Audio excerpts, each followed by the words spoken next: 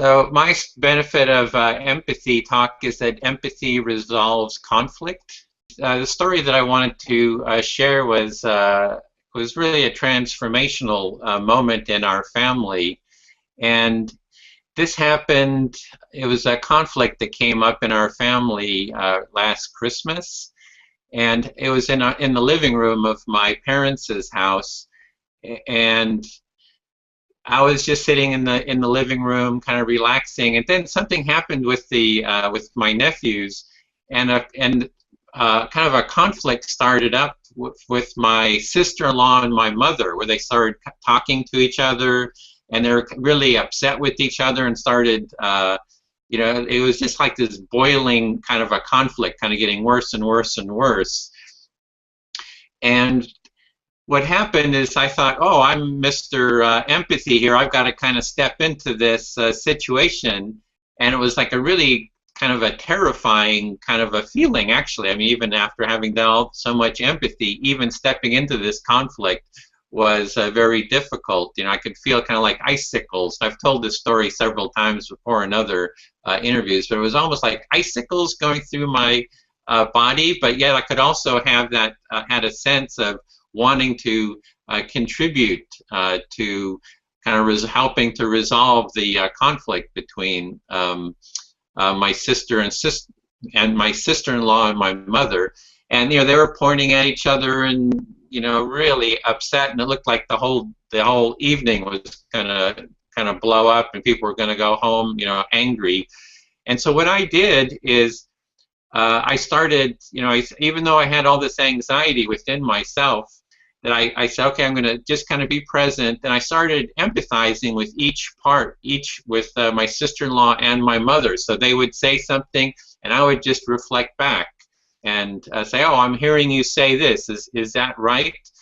And then and they would say, oh, no, this is what I'm saying, and I would reflect back that.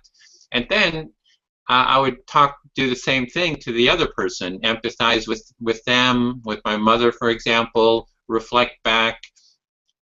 And after about 10 minutes of that, going back and forth, and and there's all this emotion kind of flying around there, and going back and forth, the energy started calming a little bit to the point where I said, now would you be willing to empathize and reflect back what you're hearing the other person say until they say that they're fully heard? And then it'll be your turn to share whatever's going on for you, and then the other person will, and then they will reflect back. And they kind of grudgingly said, oh, okay, I'll do it.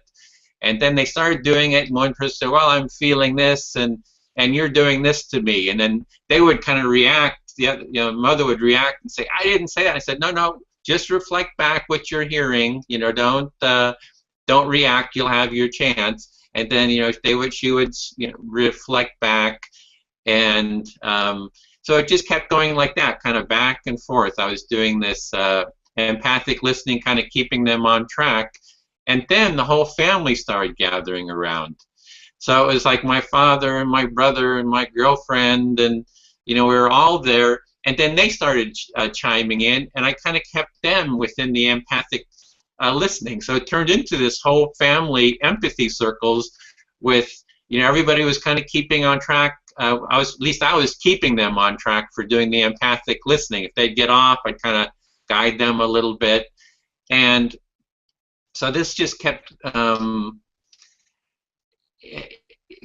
And then it turns out that my sister-in-law feels that she wasn't part of the family, and that really came out within the discussion. And then my father, who's a very kind of withdrawn, introverted person, he really shared, like, you're really part of the family. I really love you. And both they got up in the middle of the circle and they hugged, and there was all this emotion. It was just a really beautiful kind of experience. And then they went and sat down, and we kept going with the circle, and it went on for like over an hour. And then finally the same thing happened with my mother and sister-in-law. They got up, and it was big hugs, and then they sat down. They were kind of flopped over each other, where they're actually kind of snuggled up next to each other, kind of and holding hands. And for me, it was like this total transformational moment, because I've been trying to foster empathy circles within the family, and everybody's saying kind of hesitant. It was too strange for them, and so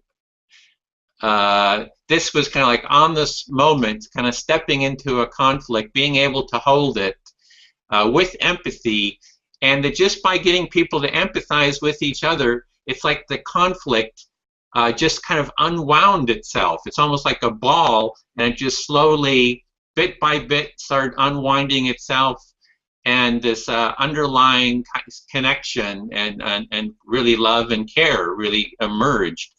And so for me, the benefit of empathy is that it has the power to resolve conflicts. And if you can get people to empathize with each other, that's it's almost like that's almost more than half of the battle in terms of resolving conflict. So that's my story.